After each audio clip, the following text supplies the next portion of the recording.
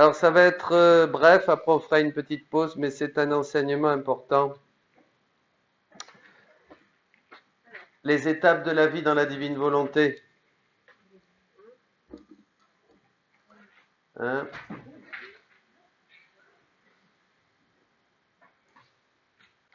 Ben d'abord ici, vous voyez, c'est un don.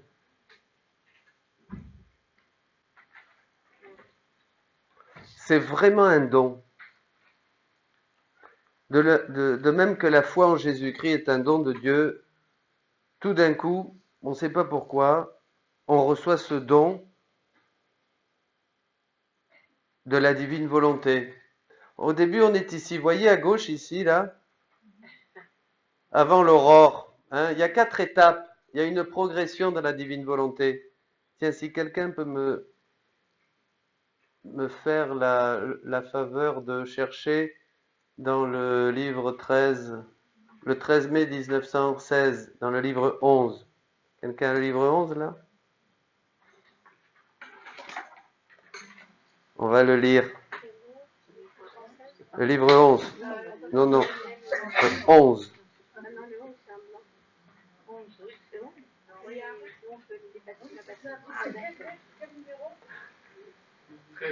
13 mai 1916.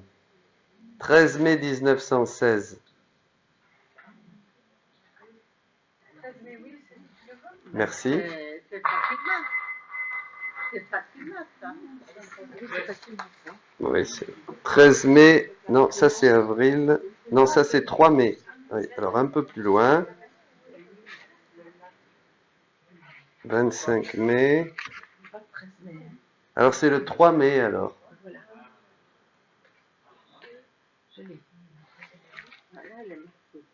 Oui, c'est ça. C'est bien. J'étais en prière. Merci beaucoup. 3. Et mon aimable Jésus se plaça près de moi. J'ai perçu qu'il priait lui aussi. Et je me suis mise à l'écouter. Il me dit, ma fille, prie, mais prie comme moi. C'est-à-dire, immerge-toi tout entière dans ma volonté. Là, vous avez les bases de la prière dans la divine volonté qui va changer pas mal de choses. Prie, mais prie comme moi. Immerge-toi tout entière dans ma volonté. En elle, tu trouveras Dieu et toutes les créatures, t'appropriant toutes les choses des créatures. Tu les présentes à Dieu, puisque tout lui appartient. Ensuite, tu déposes à ses pieds toutes leurs bonnes actions pour rendre gloire à Dieu, et leurs mauvaises actions en réparant pour elles par la sainteté, la puissance et l'immensité de la divine volonté à qui rien n'échappe. C'est ainsi que faisait mon humanité sur la terre. Aussi sainte qu'elle était, elle avait besoin de la divine volonté pour donner complète satisfaction au Père pour le rachat des générations humaines. Vous comprenez? Même l'humanité de Jésus avait besoin de la divine volonté pour donner une pleine satisfaction au Père et pour le rachat des générations humaines. En fait, c'était seulement dans la divine volonté que je pouvais rejoindre toutes les générations passées, présentes et futures, ainsi que tous leurs actes, leurs pensées, leurs paroles, etc., ne laissant rien m'échapper. Je prenais toutes les pensées des créatures dans mon esprit, je me présentais devant la majesté suprême et je réparais pour toutes. Dans mes regards, je prenais les regards de toutes les créatures. Dans ma voix, leurs paroles. Dans mes mouvements, leurs mouvements. Dans mes mains, leurs travaux. Dans mon cœur, leurs affections et leurs désirs. Dans mes pieds, leurs pas. Je les faisais miens. Et par la divine volonté, mon humanité satisfaisait au Père et sauvait les pauvres pécheurs. C'est extraordinaire. C'est une profondeur. Et c'est ce que vous allez faire maintenant, évidemment. Le divin Père était satisfait. En fait, il ne pouvait me rejeter puisqu'il était lui-même la divine volonté. Aussi aurait-il pu se rejeter lui-même. Quand vous faites un acte dans la divine volonté, cet acte est toujours accepté. Parce que vous vous revêtez du Christ. Déjà, saint Paul disait revêtez le Christ. Vous vous rappelez? Certainement pas, d'autant plus que dans ses actes, il trouvait une sainteté parfaite, une beauté inaccessible et si ravissante, l'amour le plus haut, les actes immenses et éternels et la puissance absolue. Ce fut là toute la vie de mon humanité sur la terre, du premier instant de ma conception à mon dernier soupir. Et cela s'est continué dans le ciel et dans le très saint sacrement. Un jour, je vous raconterai ce que Jésus dit à Louisa quand elle le visite. Il dit, qu'est-ce que tu fais là dans le tabernacle? Et il dit, je vis ma journée. Cela dit, pourquoi ne pourrais-tu pas en faire autant? Pour celui qui m'aime, tout est possible. Uni à moi dans ma volonté, prends les pensées de toutes les créatures, dans les tiennes, et présente-les à la divine majesté. Dans tes regards, tes paroles, tes mouvements, tes affections et tes désirs, prends ceux de tes frères dans le but de réparer et d'intercéder pour eux. Quand vous marchez dans la rue, une dame me disait, mais concrètement, moi souvent je marche, je dis, allez Seigneur, je prends tous les pas de tous les hommes de tous les temps, de toutes les générations, et je les mets dans ta divine volonté. Et là, vous rejoignez tous les hommes de toutes les générations, depuis le début jusqu'à la fin des temps. Vous agissez avec Dieu partout, vous vous multipliez partout, dit Jésus. On se multiplie à l'infini. Tous nos actes dans la divine volonté se multiplient à l'infini dans le passé, le présent, le futur. Ce sont des actes divins. Ah. C'est scotchant, hein? On n'avait jamais pensé ça. Voyez? Dans ma volonté, tu te trouveras en moi et en tous. Dès qu'on est dans la divine volonté, comme on est unis et on est dans l'acte unique et éternel de Dieu, donc on est unis à Dieu et à tous les hommes, puisque Dieu est la vie de tous les hommes. On n'est aussi pas limité par le temps, puisqu'on est dans son acte éternel, donc on peut rejoindre les générations passées, refaire leurs actes, leurs pensées pour glorifier le Père, et on peut rejoindre des générations futures. Vous pouvez rejoindre le ciel, tous les bienheureux. Tous les bienheureux sont ravis de voir Pierrette, Jean-Michel, Paul, Claudine, Florence, Françoise, Huguette, Georgette, voyez, faire des actes dans la divine volonté. Mais les saints, ils sont heureux, ils ne sont pas jaloux. Ils disent, puisqu'ils ont compris maintenant qu'ils sont dans la divine volonté dans le ciel, ils ont compris que tout ce qu'ils ont pu faire n'était que pour préparer le règne de la divine volonté. Jésus dit, tout ce que j'ai fait dans l'Ancien Testament, dans le Nouveau Testament, mes enseignements, mes miracles, tous les sacrements que j'ai institués, tous les saints que j'ai donnés à l'Église, tout n'était que pour que l'homme, aujourd'hui, entre dans la divine volonté. Tout était fait pour ça. Donc les saints, ils se réjouissent. Vous pouvez reprendre dans la divine volonté toute la vie de Sainte Thérèse de l'Enfant Jésus, de Saint François, de Saint Pierre, de Saint Paul, et vous les refaisez, vous glorifiez le Père. Un jour, Louisa avait un saint qu'elle aimait beaucoup, et après la communion, elle voulait lui faire un cadeau. Donc elle a pris toute la vie de Jésus et lui a dit, tiens, je te l'offre.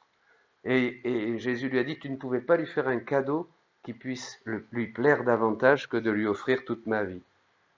Vous voyez, puisque dès que vous avez communié, vous avez toute la vie de Jésus, tous les actes de Jésus dans la divine volonté, toutes les souffrances, tous les mérites. Donc vous pouvez tout prendre et tout diffuser, tout donner au ciel pour glorifier le Père et donner cet amour même de Jésus au Père. C'est là qu'il est glorifié, bien sûr. Dieu ne peut être glorifié que par Dieu. Dieu ne peut être heureux qu'avec Dieu. D'accord, il n'y a pas de l'humain, c'est pas moi avec mon petit sacrifice, mon petit jeûne. Bon, c'est bien, je vais avoir un mérite. Vous comprenez la distinction? Mais bon, il y a beaucoup de moi-même dans mon jeûne, dans mes efforts, dans mes vertus. Il y a beaucoup d'orgueil qui se glisse, il y a beaucoup de mélange, beaucoup de marchandage aussi avec Dieu. Vous êtes d'accord avec moi, non? Bon, tandis que dans la divine volonté, il n'y a pas tout ça. Vous donnez Dieu à Dieu. Et c'est beau parce que Saint Jean de la Croix, à la fin de la vie flamme d'amour, commençait à dire quelque chose comme ça. Il dit, l'âme donne Dieu à Dieu. Dans les sommets de l'union transformante. Mais pas encore, il disait, comme dans la vie des bienheureux. Mais alors là, les bienheureux, ils sont jaloux, heureux d'une jalousie, d'une belle jalousie. Ils sont heureux de vous voir faire des actes dans la divine volonté parce qu'ils n'ont pas pu les faire. Ils n'ont pas pu les faire, même s'ils étaient stigmatisés comme le Padre Pio, même s'ils étaient au sommet de l'union mystique comme San Gemma Galgani ou comme Josefa Menendez. Ils ne pouvaient pas faire ce que vous faites aujourd'hui, puisque le décret divin, et j'arrive ici, le décret divin, comme le décret de la création, comme le décret de la rédemption avec le fiat mia, le fiat de Marie et de Jésus, le décret de la sanctification de l'ère dans la divine volonté n'a commencé qu'avec Louisa. Avant, il n'y a pas de saints qui ont vécu dans la divine volonté, même aussi saints soient-ils, hein, ainsi soit-il. Ils sont arrivés peut-être à l'union mystique, à l'union transformante, décrite dans les sommets de la vie mystique par Sainte Thérèse, Saint Jean de la Croix, Saint François de Sales et d'autres, mais ils ne sont pas rentrés dans la divine volonté parce que Dieu ne l'avait pas révélé. Ils étaient peut-être très unis à Dieu, d'une union, à part la Vierge Marie, personne, à part Adam, la Vierge Marie, puis après Jésus, bien sûr, personne n'a vécu dans la divine volonté avant Louisa. Ça ne veut pas dire qu'elle n'était pas là, elle était là, mais on ne savait pas. Comme je vous disais ce matin, tant qu'on ne sait pas, on ne peut pas connaître. On ne sait que quand on connaît. Et pour qu'on connaisse, il faut que Dieu nous fasse le don, d'accord? Donc la porte n'était pas ouverte. Donc il y a un décret divin, voilà, qui est marqué, et c'est quand, voilà, Jésus le dit dans le livre du ciel, il dit très bien que ça y est, maintenant je t'ai donné ce don pour que les autres puissent commencer à y entrer. Alors vous découvrirez tout ça. Quelqu'un me disait de parler de la nécessité de la connaissance. Vous ne pourrez pas faire l'économie. On ne grandit qu'au fur et à mesure qu'on découvre les écrits du livre du ciel. Comme ça. Jésus appelle ça quand même le nouvel évangile du royaume de ma divine volonté. Nouvel évangile du royaume de ma divine volonté. Ces écrits auront... Bon, alors, j'ouvre une parenthèse, évidemment. Nous, vous êtes la première génération en France. Comme dit quelqu'un qui connaît très bien Louisa, on va probablement marcher avec la rédemption encore, pendant comme plusieurs décennies, et on va commencer comme maintenant la vie dans la divine volonté. Ça va aller en parallèle. Mais peu à peu, la vie dans la divine volonté va absorber absolument toutes les spiritualités, puisque Jésus l'a dit. Je ferai disparaître toutes les saintetés, a dit Jésus. Il n'y aura plus que la sainteté dans ma divine volonté. Ça sera la nouvelle et divine sainteté qui a déjà été prophétisée dans les temps anciens. Et ceux qui seront dans cette sainteté seront des soleils en comparaison des étoiles. Alors il faut savoir, parce que ça ne sera pas votre sainteté à vous, c'est la sainteté même de Dieu. C'est Dieu qui se biloque complètement dans la nature humaine et qui lui fait participer pleinement à sa nature divine. On devient par grâce ce que Dieu est par nature. C'est ce qui est dans la deuxième épître de Pierre, cette œuvre plus grande encore. Le Père et moi, comme le Père et moi nous sommes un, qu'il soit un. C'est une pleine participation de l'homme aux opérations trinitaires. Et dès maintenant, il ne faut pas attendre, vous n'avez pas besoin de faire comme Louisa tout le chemin de la sainteté humaine. Louisa a dû le faire parce qu'elle devait récapituler la sainteté humaine. Je ne vais pas rentrer dans ces détails, mais nous maintenant on peut commencer à vivre dans la divine volonté, à faire des actes, et surtout ce qui va vous faire découvrir ces grâces qui vont vous transformer, c'est la lecture des écrits du livre du ciel. C'est le passage obligé. Bon, maintenant on attend bientôt l'édition critique qui va sortir en italien. Ça y est. Puis peu à peu. Mais déjà, tous les livres sont acceptés par l'Église. C'est un miracle. Qu'une théologie, une mystique tellement élevée, quand je vois d'autres saints qui ont dû attendre, soit vraiment... Sinon, je ne vous l'enseignerai pas. Bon. Alors, voilà, on est là. Alors, 4 étapes. Alors ça, c'est important. Premier temps, c'est l'aurore. Alors, quand on découvre la divine volonté, il y a déjà une paix incroyable qui commence à s'installer dans l'âme. Une paix, un abandon, voilà. Et cette paix, il y a un désir de connaître les vérités du livre du ciel. Tout à l'heure, je vous montrerai, ou peut-être ce soir, sur les vérités divines. Que c'est vraiment la clé de tout. Parce que on découvre, c'est comme quelqu'un, un homme et une femme qui se découvrent, ils tombent amoureux. Parce qu'ils découvrent leur beauté mutuelle, la richesse de leur cœur, de leur âme, et ils ont envie de se connaître, de partager, etc., etc. Bon, mais c'est pareil. De toute façon, il faut toujours penser que ce qui est dans l'ordre humain existe déjà dans le divin, puisque tout ce qui est créé est sorti de Dieu, à part le mal. Tout ce qui est créé est sorti de Dieu. Donc tout est à l'image de Dieu. D'accord. Alors, l'aurore. L'aurore. Donc, un désir de connaître les vérités. Alors là, c'est généralement tout le monde a ça. On lit. Il y a une dame qui me disait, ah mais moi je lis jour et nuit. Hein, moi je lis la nuit, je lis le matin. Je sais pas. Voilà, on peut plus s'arrêter de lire parce que ça nous nourrit tellement. C'est tellement nourrissant parce il y a une infusion du Saint-Esprit, vous voyez, qui vous fait, vous délecter de ces choses du ciel. Hein, moi, je connais des gens qui, voilà, on lit le matin, on lit l'après-midi, on écoute des enseignements, on ne parle que de la divine volonté, on a envie que de la divine volonté, tout le reste nous paraît fadasse, hein, comme, voilà, me disait un prêtre. Et alors, bon. Et alors, on veut connaître d'autres vérités pour se disposer à les vivre. On est intéressé, on cherche à se disposer, hein, à s'ouvrir pour vivre encore d'autres vérités de la vie dans la divine volonté. Alors donc, on lit. Voilà. Hein. Il y en a qui ont déjà fait cette expérience, qui lisent et qui lisent. Voyons. Levez la main. Voilà. Et, il faut commencer.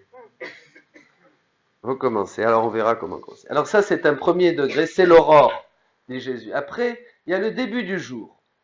Alors le début du jour, il y a une augmentation d'amour et de lumière. Dieu est amour et lumière dans la vie. C'est comme si dans la vie, on a un degré supérieur de lumière et d'amour. De lumière, de lucidité sur beaucoup de choses. Alors déjà, il y a la paix et d'amour. Hein, voilà. Vous voyez, bon. Après, je ne sais pas quoi vous dire de plus. Bon. Alors, si un fait, hop. Ah, voilà. La petite étape. Pas toucher ça. Boum. Alors, quelque chose de très significatif, ce sont les passions. Les passions perdent de la force. Hein, pas vrai? Hein, c'est vrai. Hein? Les passions perdent de la force. Par exemple, tu avais une inclination à l'alcool, eh bien, c'est fini, c'est réglé. Après, à ceci, ou la colère, ou la tristesse, la dépression, des passions, de la sensibilité, des mouvements intérieurs, tout ça, tout d'un coup, là, ça commence à dégager, ça. C'est dégommé. Elles sont là, mais elles sont comme écrasées. Vous savez, elles sont écrasées, elles n'ont plus de force. Alors ça, c'est très surprenant. Il y a vraiment une libération, mais c'est plus que la libération où on t'impose les mains pour que tu sois libéré de je sais pas quel démon. Hein. Surtout que Jésus explique à Luisa, il veut que ça soit ta volonté qui ferme la porte au démon. C'est très très clair, là Jésus explique, toi tu vas le faire. Comment je vais sortir? Toi tu vas le faire. Il veut que notre volonté, voyez, ferme la porte, parce que le démon ne peut rien contre une volonté très ferme. Il veut que la volonté soit très très ferme. Donc ça, c'est très important. Hein, c'est un sujet, et là, c'est très profond comme formation, ça. Hein. On n'a plus besoin d'aller chercher que tout le monde. Moi, je suis pauvre, vous savez. Vous connaissez l'histoire du démon, hein, que ce père du désert rencontre, hein, et puis qu'elle est là en train de pleurer. Ouh, c'est Satan là sur un rocher tout seul dans le désert. Hein. Et il dit, mais qu'est-ce que t'as pleuré, toi, là, espèce de maudit? Ben, je pleure parce que les hommes veulent tout me mettre sur le dos. Hein? Hein? Hein? Dieu nous a créés avec une volonté ferme. La volonté de l'homme, tellement affaiblie par l'hédonisme d'aujourd'hui, le péché, la corruption, ce monde vraiment si bête dans lequel nous vivons, eh bien ça nous a beaucoup affaiblis. Et dans la divine volonté, le Seigneur nous donne une force nouvelle. Donc là, les passions sont comme endormies, écrasées. Et on commence à faire des actes dans le début du jour. Vous voyez, c'est le début du jour. On commence à faire des actes dans la divine volonté. Tout, la vie ordinaire, les petites choses. Manger, dormir, parler, regarder, respirer, écrire, travailler, laver les plats, passer l'aspirateur, prier, aller à la messe. On commence à vivre dans la divine volonté. Viens divine volonté, vivre en moi. Viens divine volonté travailler en moi. Viens divine volonté prier en moi. Viens divine volonté faire ce travail en moi. On rend à Dieu les actes puisque Dieu nous donne l'acte premier, puisque tout vient de l'acte premier de Dieu. Donc on prend par l'intention le désir de lui redonner l'acte qu'il nous donne, on le fait avec lui, on vit avec lui. C'est une vie, voilà. Et on multiplie les actes dans la divine volonté. D'accord? Vous me suivez? Bon, c'est facile, hein? C'est compréhensible, hein? Voyez, ça va faire son chemin. Jésus dit, vous inquiétez pas, je serai à côté de vous, je toucherai votre intelligence, dit-il, s'il y en a un qui me corrige, hein? Je toucherai votre intelligence pour que vous compreniez. Pas s'inquiéter de ne pas comprendre. N'ayez pas peur, là il y en a qui sont comme ça, surtout les Européens, les Français pire que les Belges, hein? Ça va être enregistré, là, je vais... Bon, oui. Je vais devoir faire une édition, là. Et oui, parce qu'on veut comprendre, vous savez, très cartésien ça. Mais vous inquiétez pas, rentrez avec ce que tu es aujourd'hui, avec tes pauvretés, tes misères, ton péché, ta vie, ta souffrance. Rentre. Allez, signe. Croyez. La foi, d'abord, ça existe. Ensuite, je crois. Ensuite, j'apprécie, je la reconnais, je l'apprécie. Vous voyez, ce sont les étapes. D'abord, savoir que ça existe, évidemment. Avant qu'on vous parle de la divine volonté, vous ne pouviez pas savoir toutes ces merveilles. Si vous commencez à lire le livre 11, là, vous allez voir les merveilles. Le livre 11 résume toutes les merveilles qu'on peut faire dans la divine volonté. C'est une synthèse, c'est extraordinaire. On l'appelle aussi le livre du changement. Parce que du livre, bon ça je parlerai des livres une autre fois. Mais enfin, le 1 c'est la porte d'entrée, c'est le guichet. Impossible de rentrer dans la divine volonté si vous ne mettez pas en pratique les enseignements du livre 1 qui sont 20 ans d'enseignement. 20 ans d'enseignement à Louisa. Hein. Attention, c'est pas du jour au lendemain. Louisa, elle a ramé. Hein. Elle a lutté, elle a dû apprendre. Hein. C'était tous les jours. Hein. Bon, elle a été très pieuse et très sainte, mais bon. Donc le 1. Là, le 1, ça doit devenir votre livre de chevet. On le lit, on le lit. Au début, on est choqué par le 1. Mais après, on le lit, on le relit, et c'est merveilleux. Hein, il faut y revenir toujours. Donc le 1. Du 2 au 10, c'est la sainteté humaine. Louisa va reprendre toute la sainteté humaine et Jésus va l'enseigner avec des flashs sur la divine volonté extraordinaires. Mais ce n'est pas encore la vie dans la divine volonté. Mais il y a des lumières extraordinaires. Quand même, hein. Vous verrez. À partir du 11, le changement. Le 11, c'est vraiment le livre du changement. Du 11 au 25, c'est tous les détails. 24, tous les détails de la vie dans la divine volonté. Plein de choses. Sur la rédemption, sur la création, sur Adam, sur la Vierge Marie, sur l'Immaculée Conception, mais enfin après ça continuera aussi. Puis à partir du 25 jusqu'au 36, là c'est le règne. Là c'est magnifique. C'est magnifique. Il n'y a pas de mots, je ne peux pas vous en parler. C'est au-delà de tout ce qu'on peut penser et imaginer, et tellement réel, tellement à la fois vrai, vous savez. Puis vous doutez pas parce que chaque fois, c'est une vérité qui vous touche, jusqu'en dans votre être, et comme dit Saint Jean, le témoin intérieur vous dit, c'est la vérité. Vous n'avez pas besoin qu'on vous enseigne. La terre entière sera remplie de la connaissance d'Adonai. Voyez, c'est cette connaissance de Dieu qui se... Vous n'avez plus besoin qu'on vous enseigne, dit Jean, hein. Vous connaissez Dieu. La divine volonté va vous faire connaître Dieu par expérience. De toute manière, comme dans le peuple hébreu, hein, Sarah a connu Abraham, Abraham a connu Sarah, c'est toujours une expérience, c'est très concret. Là, vous faites l'expérience de Dieu dans la divine volonté. Vous ne faites pas l'expérience seulement des dons du Saint-Esprit. Là, c'est la vie divine. Un jour, Louisa dit à Jésus, mais ce que tu m'enseignes là, mais c'est la vie mystique, comme tu l'as enseigné à tes saints. Jésus dit, non, non, non, c'est pas la vie mystique, c'est ma vie réelle. Ma vie réelle. Réfléchissez là-dessus, vous comprendrez. C'est une vie qui se forme en nous.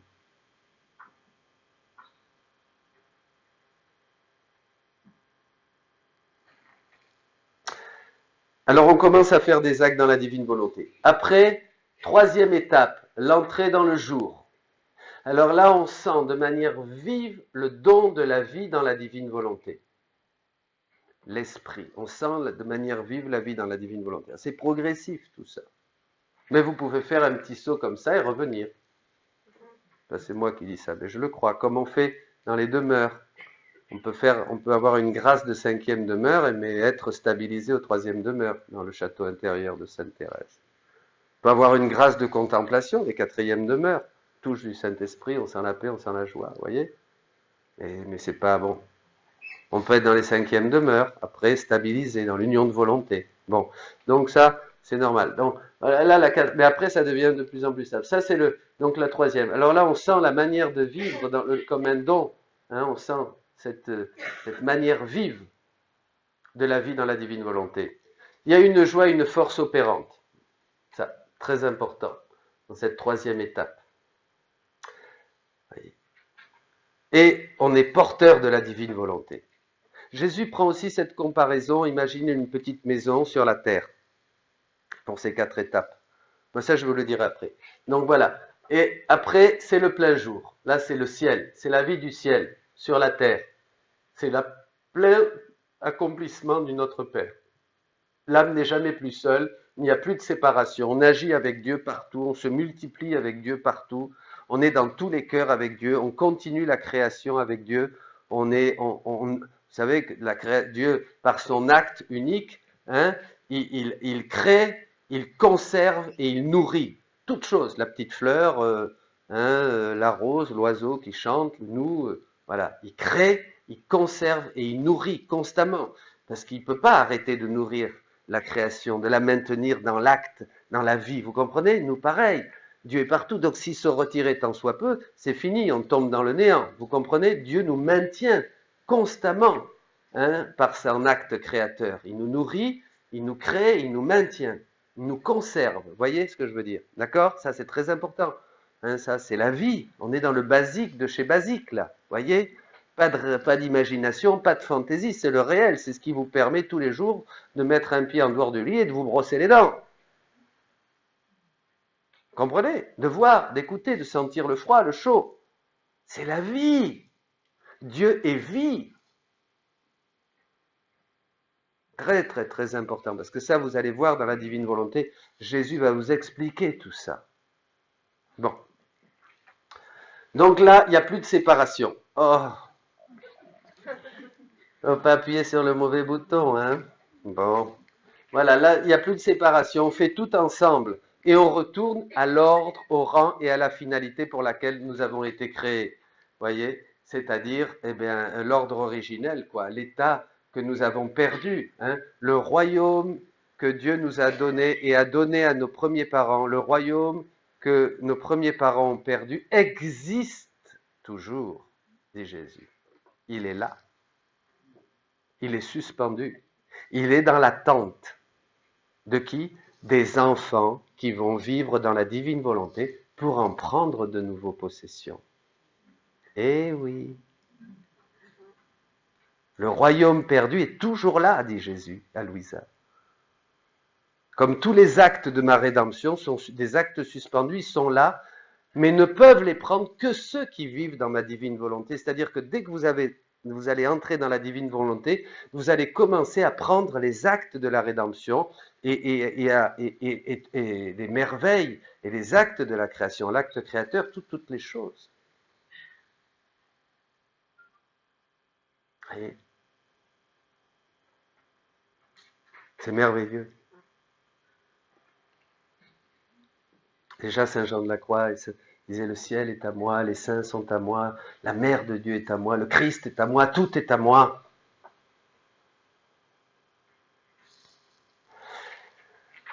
Donc, voilà les 4 étapes de la vie dans la divine volonté. Hein. Alors Jésus, et on termine avec ça, Jésus montre à Louisa aussi sur la terre, voyez, imaginez une petite maison. Mais on peut vivre dans la petite maison.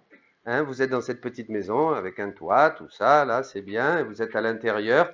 Et le soleil en haut, le grand soleil, ses rayons illuminent la petite maison et la lumière rentre par les fenêtres et les portes. Vous êtes d'accord? Ça, c'est le premier, c'est le premier degré. de la vie dans la divine volonté. Après, le deuxième degré, c'est sortir de la maison et être sur le gazon, là, à côté, puis prendre un bon bain de soleil, hein. C'est quand même mieux, là. Vous voyez? Le troisième degré, c'est être entre ciel et terre, on monte, et alors là, vraiment, on est complètement sous le soleil du zénith. Hein, au zénith, là, à 12 heures, là, on baigne entre ciel et terre, on est libéré des choses de la terre, vous voyez, il y a une élévation de l'âme, vraiment. Alors ça, c'est très concret dans la vie. Hein. Dans le livre 1, Jésus explique bien que bon, vous étiez un fan de foot, vous pouviez pas passer un mois sans voir tous les matchs de foot de telle ou telle équipe, vous voyez, et puis tout d'un coup, ça vous dit plus rien. C'est fini. Puis ça non plus, ça vous dit plus rien. Ça non plus, plein de choses. Donc, vous n'avez qu'une joie, c'est être avec Jésus, c'est méditer les choses du livre du ciel. Vous voyez, il y a un changement complet. Les passions sont affaiblies, on a soif vraiment de Dieu, de prière, de connaître d'autres vérités pour s'y disposer. La vie change complètement. Et il y a une compréhension, une illumination de l'âme qui est absolument extraordinaire, parce qu'on comprend des choses qu'on n'avait jamais compris. Bon, continuons. Donc, et puis le quatrième degré, ben c'est le petit bonhomme, qui plonge dans le soleil, là, vous voyez, ça y est, hein, qui est transformé, qui rentre dans le soleil, dans le cœur, hein, du soleil de Dieu, et qui est transformé. Voilà, ben écoutez, je vous souhaite un bon voyage, hein. Allez-y, que Dieu vous bénisse.